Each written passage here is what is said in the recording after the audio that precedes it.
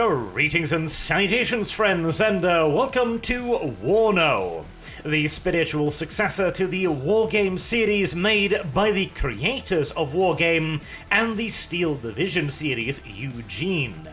The game is currently available in early access, where you can purchase your way in via Steam and play with 2 currently available divisions on 4 maps and some skirmish options, although the campaign, the tutorial, and the operation system are not currently available. Now, I will say as well, for a spiritual successor, they have deviated quite a bit from the original Wargame and Steel Division formula, at the very least in terms of pacing, but we'll get back to that in a moment when we have a look at some gameplay.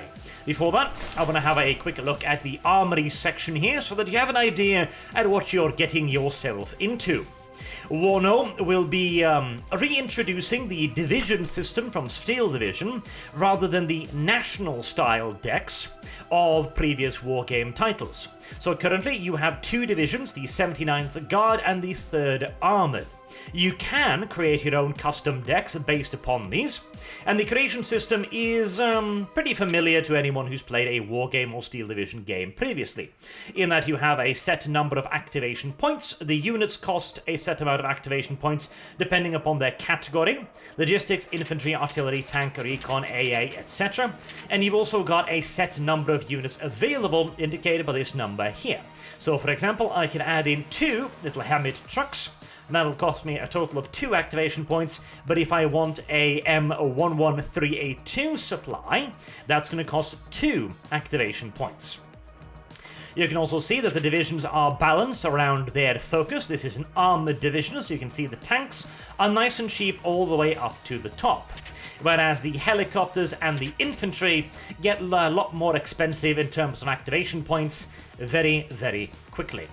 There aren't all that many units available at the moment. There are only 2 divisions, as mentioned, so you don't have the usual ridiculous selection, but actually, I almost prefer that because it means that the game tends to be a pinch more easy to balance rather than having, 900 odd units. The biggest deviation from the previous Wargame titles probably comes in the form of the air tree, which now has an absolutely ludicrous speed of 1,200 kilometers per hour for the F4 Phantom, and I believe something like 1,700, 1,700 for the F-15C Eagle. Aircraft haul ass like you would not believe now. So, let me load up a replay of a multiplayer game here, and we'll have a bit of a look at the gameplay whilst I talk a bit more about the changes and where I see the game standing right now, as it did receive a rather cold reception on Steam with a mixed score, which is not very good. I believe it's managed to fight its way up to positive now, but not the reception I think Wargame was anticipating. Anywho, let me load up the replay and we'll get right into it. And here we are on one of the new maps. This one is called Chemical, I believe, which is probably in reference to the enormous chemical plant in the middle of the map. Wargame has a very good replay system, which you should be using liberally, because the best way to learn how to play Wargame is... WARNO. Oh, that's a bit of a interesting bridge design right there. The best way to learn to play is to play it, fail miserably, then watch the replay and see exactly how you managed to fail so gosh darn miserably, and then do better the next time around. Unfortunately, there's no rewind option, which is somewhat annoying, but look at the speed at which these vehicles are traveling. It's absurd. Like, the fastest vehicles in Wargame would not even get close to this kind of velocity. And this is one of the big changes they made in WARNO, which I am very much so 2 minds about.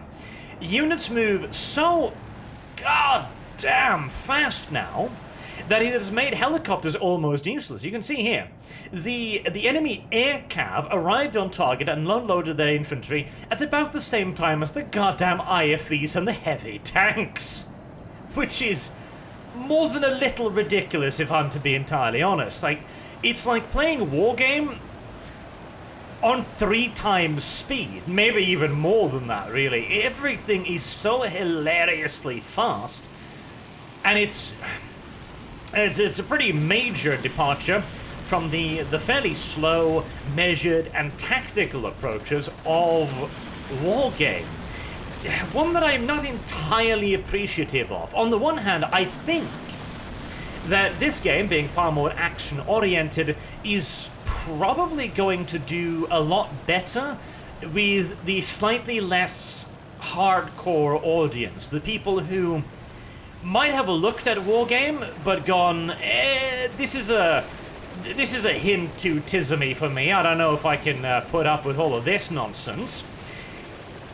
Because now you get to move and you get to deal with situations a lot quicker.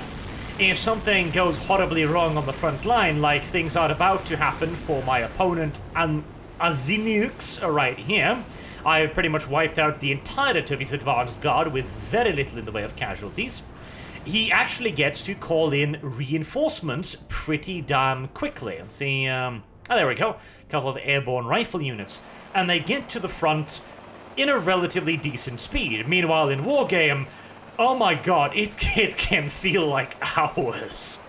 It really can. Some of the biggest maps, it takes like 4 or 5 minutes for units to get to the front line, and it feels like 3 times that as you are desperately fighting to stay alive against a superior enemy. I feel like the speed will grow on me, because I don't hate it. I think I could grow to actually quite like it, but it's a major readjustment from Wargame, that's for damn sure. Though I gotta say too, the graphics, oh my god. If Eugene deserves praise on one thing, it is that they have created this absolutely amazing engine that is capable of running a ludicrous amount of units in an incredibly high amount of detail with an incredibly high detailed environment. I mean, look at this. This could damn near be a first-person shooter. Like 10 years ago, you would be very impressed if this was a first-person shooter. And yet, you've got all of this shit going on. It is very impressive. Oh, and speaking of all of this shit going on, whoever made this UI needs to be found, captured, and tickled until he pisses himself, because this is awful. This is a bad UI. This is a very bad UI. Now, we're in the replay here, so you won't see the enormous side UI, but I think the idea was that you zoom out, right, and you see like a square of units, and so you can be like, okay, in this area I've got like these infantry, I've got 2 transports, I've got a couple of IFEs, and I've got a couple of trucks. And in theory, that's not bad until you realize that the fucking boxes begin overlapping. I mean, if you zoom out a little bit, look at this mess. You can even get close. Okay, get closer, get closer. Now, we're nice up and close, right? I can see that there's 4 trucks over here, but the icons are overshadowing where the trucks are. So, where's this truck? I don't know. Where's this truck? I don't know. Where's this truck? I don't know. There it is. There's that truck, apparently. Oh, that one's over there. Okay.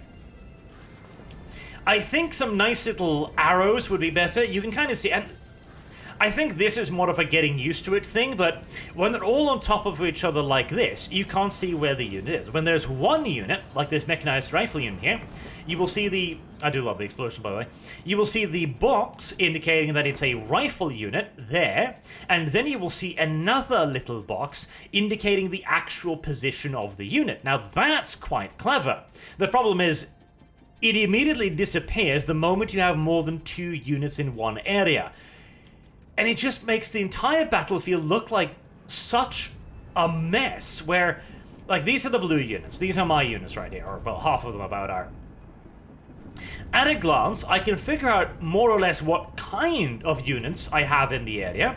Like, I can see I've got a couple of tanks there, I can see I got some Logi trucks, some AA, but I have no idea where any of them are. None whatsoever.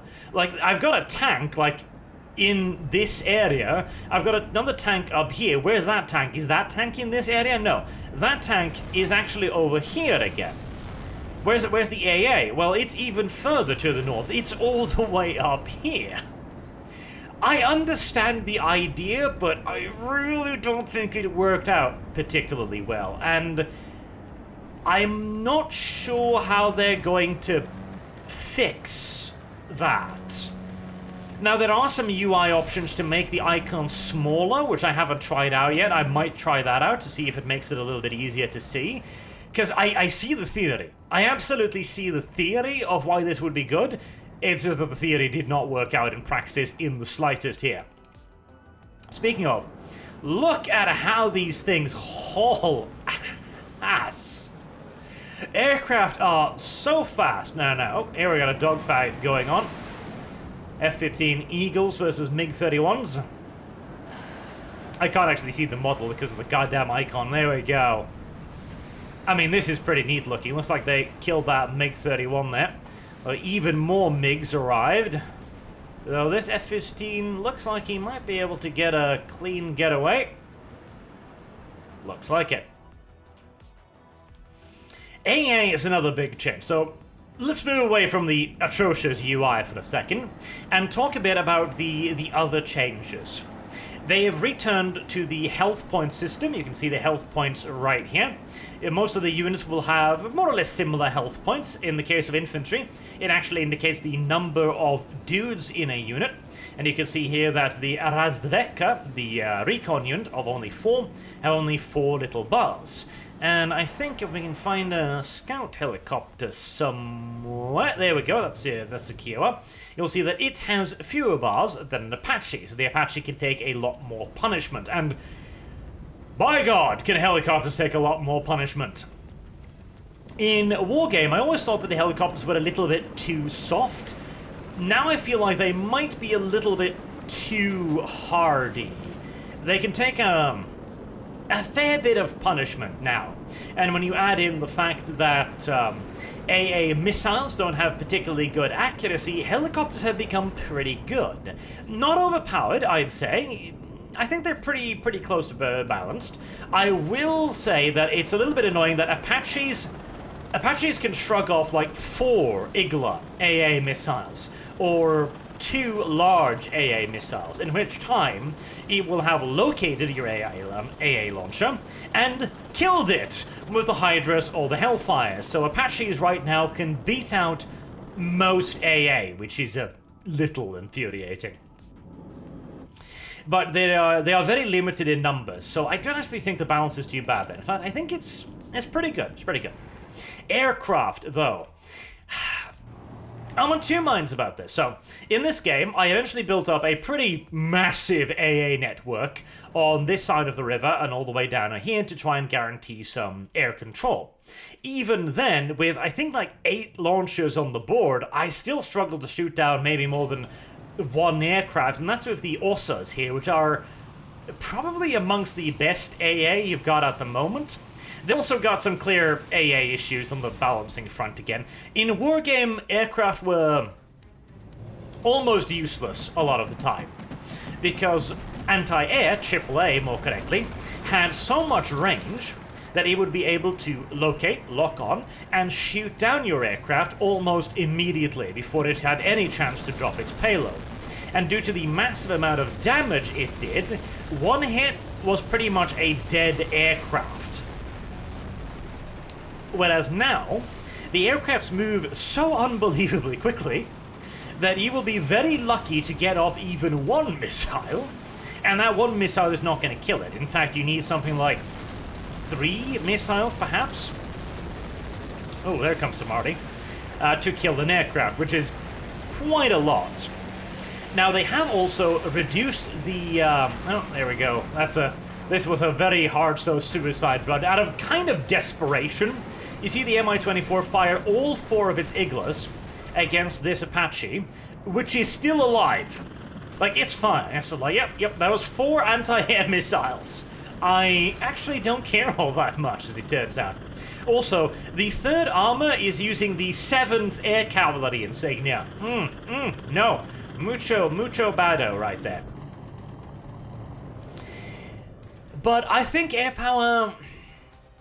I think, oh god, I'm very divided between it, because if you've got enough AA, it's absolutely manageable, but you need enough AA. Here comes an F-11 bomber right here, which I think just dropped a, yep.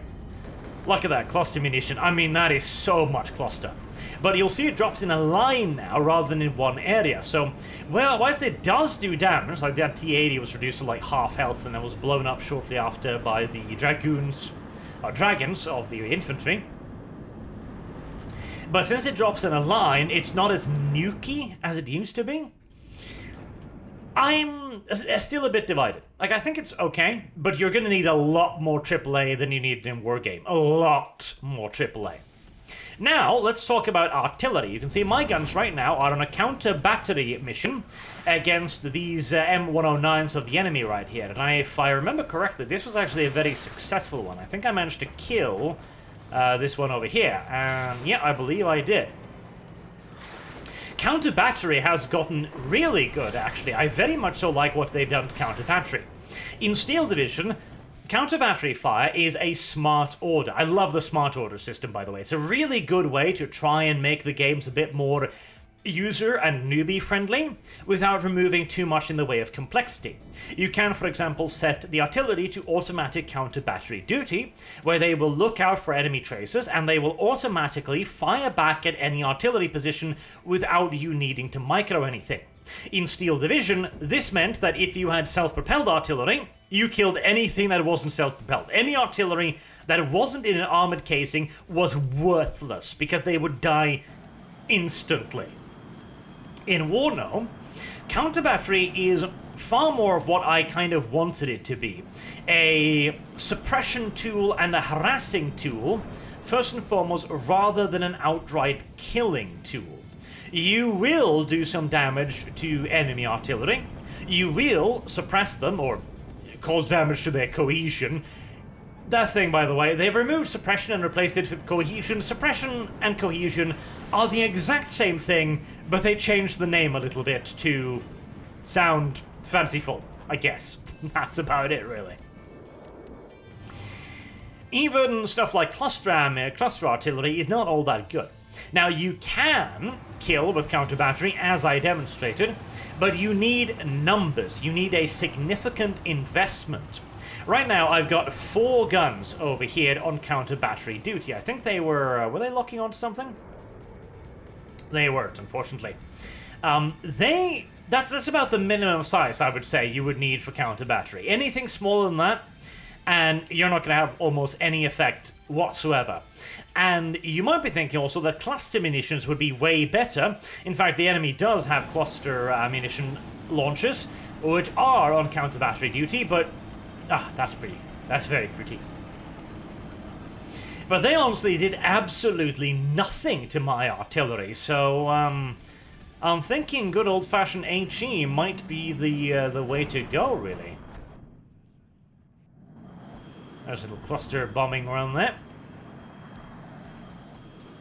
I do love how they even remove the bombs when they drop. That is really, really nice. I think they've found a very nice balance so far in terms of artillery. Unless there's some kind of broken exploit at the moment, which I'm kind of,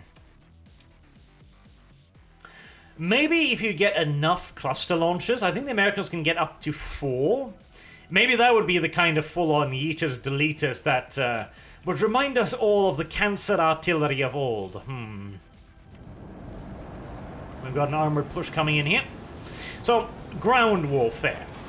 Infantry are about what you remember from Wargame. They're pretty soft, they die pretty quickly, but they are very effective against armor in close range. That was an RPG-7 right there, fired from my Motostrelskis that killed 2 M1A1s right there. Excellent. That's a 40-point squad that killed, like, what, 500 points of enemy armor right there. It's another RPG-7 that hit that one, but it hit its front armor, so it didn't kill it outright. That was a lot of enemy points lost right there. Infantry feels a little bit better in cities. They still die pretty quickly. And I feel as if autocannons might be a little bit too good, because in forests, it's all about the autocannons. If you ain't got autocannons, you are going to get absolutely wrecked in forests. Good little Su-25 Frogfoot run there, doing a bunch of damage to the M1A1s. And yeah, they're pushing in way, way, way, way too carelessly. RPG-7 impacts on that Command Abrams and blows it to smithereens. Yeah, armor against infantry is it's not a good idea. You're going to lose a lot of tanks, and the opponent is not going to lose a whole lot of infantry. Infantry in buildings can be rather tough. As for armor combat, that is probably the thing I think they've nailed the most. Tanks feel pretty chunky now, but also relatively vulnerable to helicopters, which have gotten a lot tougher. So the helicopters are able to provide a bit more of a natural counter against them than they could previously, when they were very, very, very easy to kill, really. Tank duels are fairly slow at maximum range, you know, in contrast to all of the other. Oh, here you go. So you can see here again, one launcher does nothing. You need the numbers. Like, that was a perfect cluster munition strike. It did like 1 to 2 points of damage against my mobile artillery. If you're launching counter battery fire with anything less than 4 guns, you're wasting shells, straight up. Which I actually think is perfectly fine at the moment. Now, right now, we've only really got the heavy tanks, so I can't really judge the lighters, like the T-55s, the smaller 72s. Ooh, a Thunderbolt. A Thunderbolt. Have a look at that. But tank combat feels okay. The super heavy armor meta is not as present at the moment as it is in Wargame. And I don't know if that has to do with people not really knowing how to play the game yet, or it might also be due to the fact that everything moves so much goddamn faster now, particularly forward, whilst reverse can be kind of slow. Ooh, yep, that was an intercept, and down goes the A-10. That was, I think that was maybe 2 MiGs or something that just slashed that one. Because it means that the frontal armor, which it still matters a lot, mind you. This M1 is about to kill some of my BMPs, I think, yeah. It's in a pretty good position.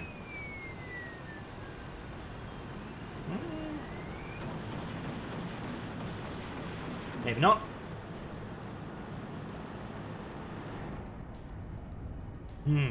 Oh, no, there we go.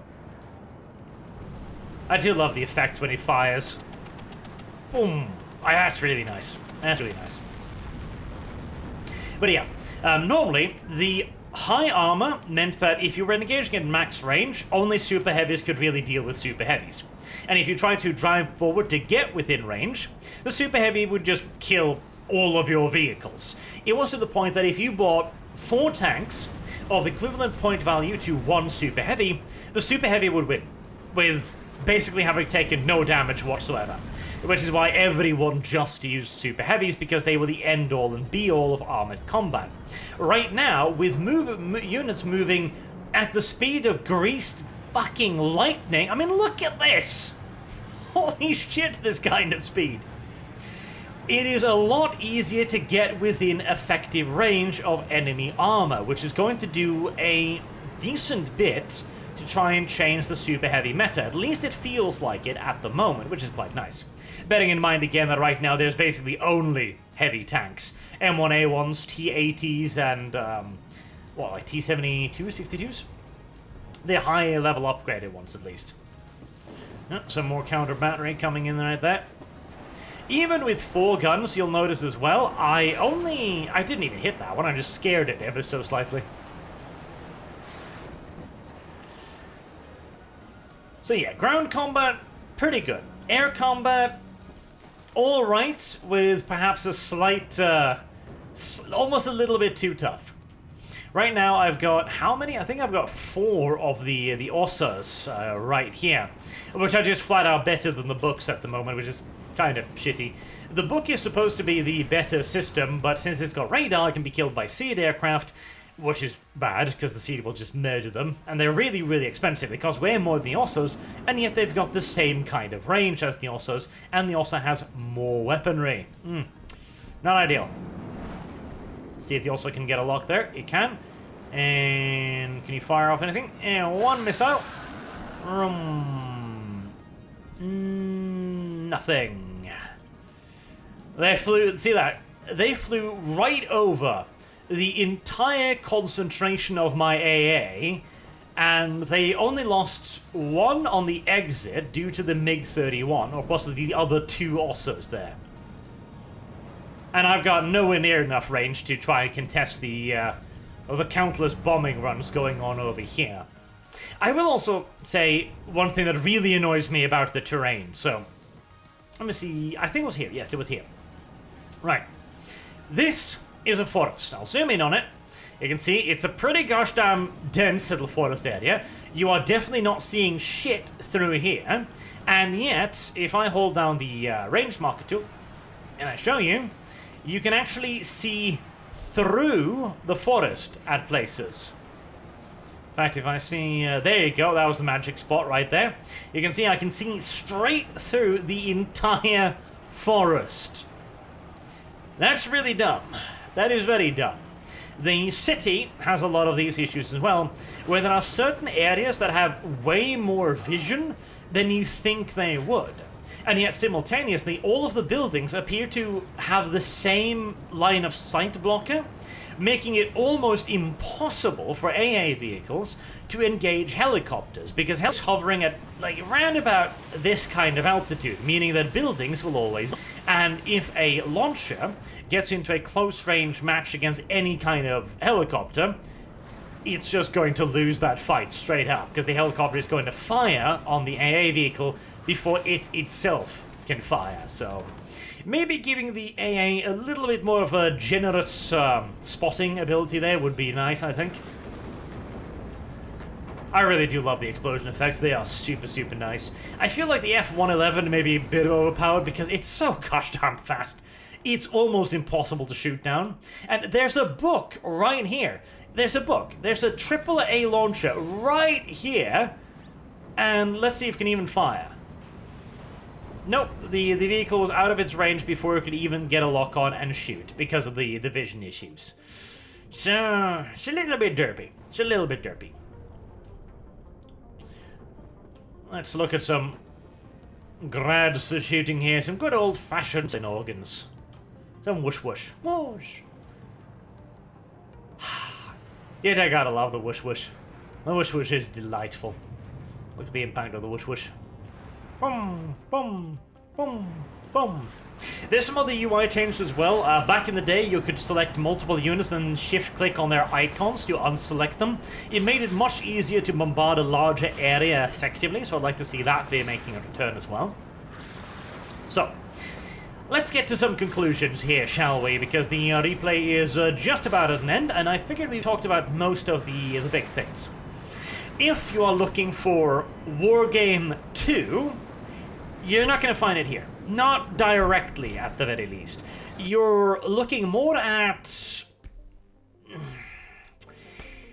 Wargame plus World in Conflict plus a pinch of Steel Division plus just a pinch of casualization, to be entirely honest. Just a little bit.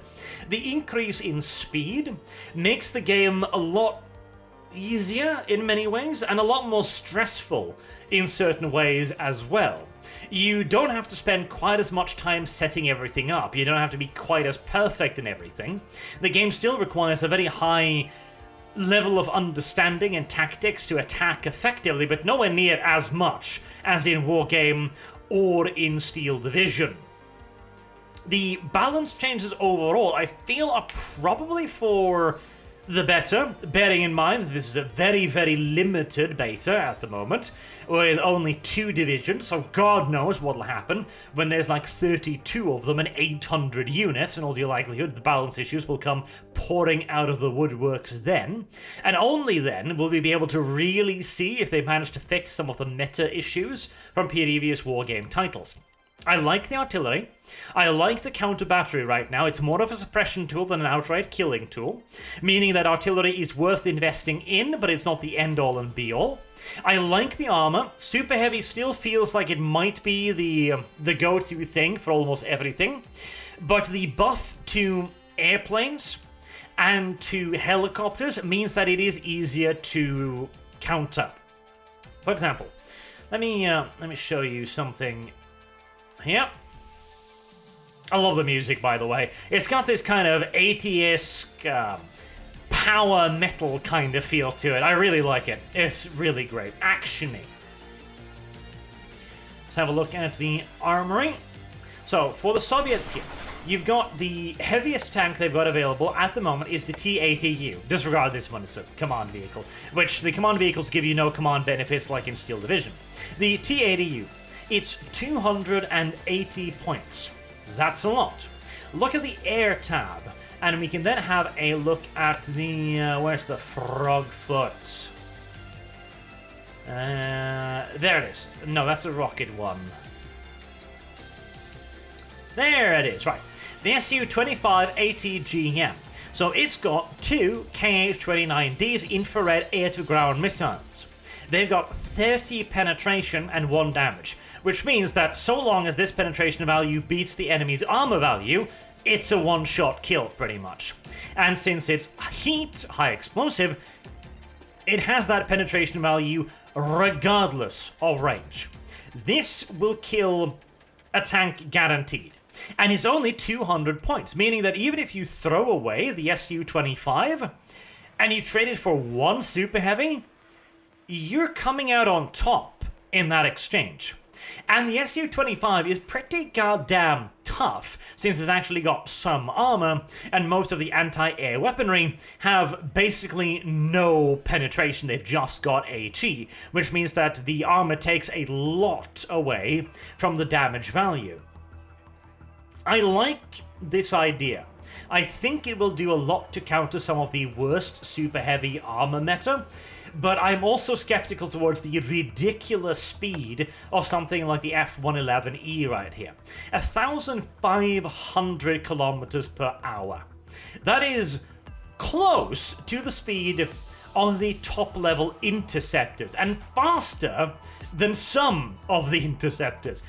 The window you have to actually intercept and kill an F-111 is minuscule, meaning that 9 times out of 10, these things will be able to bomb your ass and continue bombing your ass, and there is very little you are going to be able to do about it. Meanwhile, it also means that the slower strike aircraft, like a lot of the Soviet stuff, for example, these ones here, they're just not very good at all. In fact, I'd say they're practically useless.